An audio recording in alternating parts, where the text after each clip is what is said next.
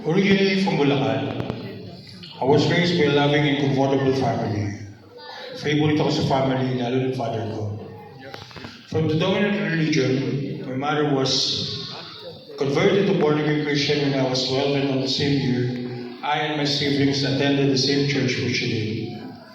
Though the messages had an impact on me, I did not take my relationship to Christ seriously.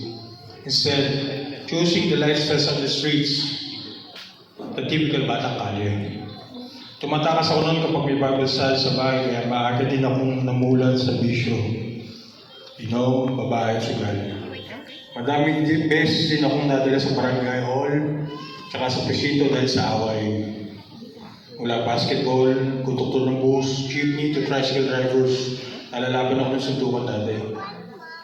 Hindi lang ako makasuhan noon kasi medyo malapit si daddy kay Mayor noon, kaya nare-reglo na lang. Up until I got married, vices were just a common thing, lalo yung sabong. But in spite of my wrongdoings, may mga good side pa naman ako. Masaya din kami ng pamilya ko. Madalas din kami namamasyal. Supportive parents din kami mag-asawa sa sports ng anak namin, which is taekwondo. Madalas ako kasama ng anak ko kapag nalalaban sila sa palarong bansa. Sa batang Pinoy, kaya nakakapasyal din kami sa pati ng Pilipinas. From struggling entrepreneur, nag-prosper yung crispy pata business namin ng aking asawa. Imagine from isang tindahan, naging 10 din yung source namin. I was a good provider for my family and even close to my friends. But the biggest fallback of my life came in 2015 when I befriended my crush in high school on Facebook. After a few conversations, we met and we had an extramarital affair. Until one time, she admitted that she uses shabu. Maraming nag-alok sa akin dati pero hindi ako naging interesado. Pero nung siya nag-alok sa akin, hindi na ako nakatagay. Nasabi ko pa sa kanya na hindi ako gagamit. Ngunit from once a week, naging twice a week, hanggang sa pinakain na pala ako ng sistema, hindi ko na mamalayan. Madalas na kami nag-aaway ng asawa ko, halos araw-araw na ako madaling araw umuwi. Pero sa kabila ng efforts ko, nasamahan yung misis ko sa bisyo, pinagpalit din ako sa pusher. Because drugs had already penetrated my system, I continuously used drugs until a few girl came into my life at tinuruan ko na siyang gumamit. My practice of immoralities was unthinkable of typical minds. We were blinded by drugs na akala namin pagmamahal pa din. Yung mga kalaswang ginagawa namin mga ng panahon na yun. Hindi din ako natatakot sa tukhang. Kahit bunti-bunti na ako matukhang noon. In 2017, my wife told me na magparehab na raw ako dahil suktulan na talaga sinira na ako ng droga. I went to an in-house facility here in Baguio. Magandang program, magandang lugar. Ngunit after ko lumabas, hindi pa rin ako nahinto sa bisyo ko. Sa puntong ito, unti-unting lumayo ang mga anak ko sa akin. From there, I was sent to Australia by my wife. And so I said to myself, ayusin ko na talaga ang sarili ko. Nagpakasipag ako. On weekdays, I work as a chef sa isang Pinoy restaurant doon. And sa weekends, naglilinis naman ako ng bahay. Ngunit sa kabila, nagbago naman ang asawa ko. Naging cold na siya sa akin. Laging madaming dahilan, kaya hindi kami nagkakausap at madalas ang away kahit patungkol sa mga bababaw na dahilan. I used my drive and that's where the depression started. I found a way to use some illegal drugs again, and because of my student visa was denied, I came home to the Philippines learning that my wife do not love me anymore, and my children won't talk to me. My life worsened. Patuloy sa mabisyong buhay ko hanggang sa padampot na ako at dinala sa lakap rehab. In lakap rehabilitation, mararanasan ng mga bagay na akala mo lang sa pelikula na nangyayari. Dito, nakaposes ako ng 21 days. Hanggang sa pagtulog at hanggang sa kumakain.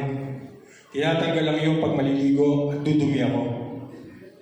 Siksikan kami, naliligo na sabay-sabay. Pinagsasabong ang tao kapag pasaway.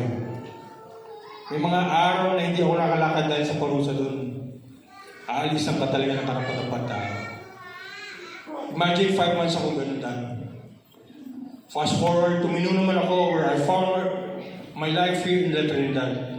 I came across online CCF La Trinidad, and a brother faithfully met me and attended this group, D group. It was 2.5 years of clean living. One Christmas season when I went home to Bulacan, walang pumansin sa akin. Na nakikita ko sa Facebook yung mga pictures ng pamilya ko na magkakasama sila sa outing na hindi man lang ako naaalala. Dahil dito hindi ko na kinaya yung pag-iisa. Bumalik na naman ako sa bisyo at nagtangka na ako magpakamatay. Ngunit parang may nag-ukudyok sa akin na lumaban pa. I can say today that it was the Holy Spirit directing me to come back here in La Trinidad. God started to show miracles in my life again. One of the miracles na natatandaan ko, nung first day, hindi na ako nag-struggle sa cravings ko to use of drugs. Came back and attended the service here in La Trinidad, CCF La Trinidad in February this year. Saktong love series at tinuturo. The Lord was so intentional. Sinakto talaga ni Lord yung pagpunta ko kasi doon niya mas pinaunawa sa akin. Kung gano'n niya ako kamahal.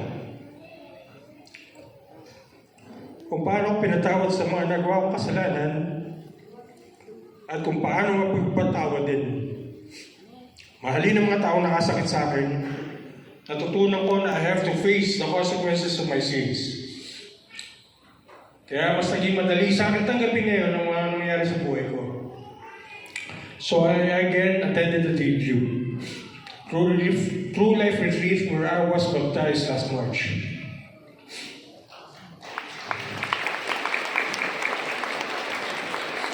I graduated in GNC Level 1 last November.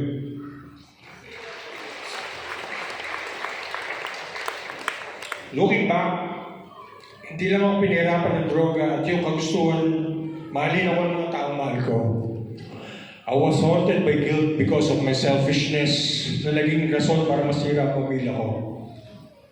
Sa mga hindi magandang experiences sa mga anak ko, my story was not be different from ordinary people or even celebrities who took their own lives because of depression and drugs. The only big difference is tinuruan ako ng Lord na isuko ko sa Kanya na sa kabila ng mga kasalanan ko, hindi niya ako sinukuan. I'm still in awe how He's changing my life. The healing from addiction, the healing I have my relationship with the Lord and Savior, and the healing of my broken relationship with my family, especially with my 3 sons. Lastly, I would like you to look at my picture taken last December of 2023. The image shows a drug addict, depressed, hopeless human being. In front of you right now is a person healed by the great doctor. Drug use free, full of hope. Very grateful for the love God has given me. Psalm 71:20-21 says, though you may see troubles, many and bitter, you will restore my life again. From the depth of the earth, you will bring me up. You will lift my honor and comfort me once more. I am Rigo S. Rubio, a sick sinner, but healed and forgiven, and now a proud servant of the Lord Jesus Christ. To God be all the glory.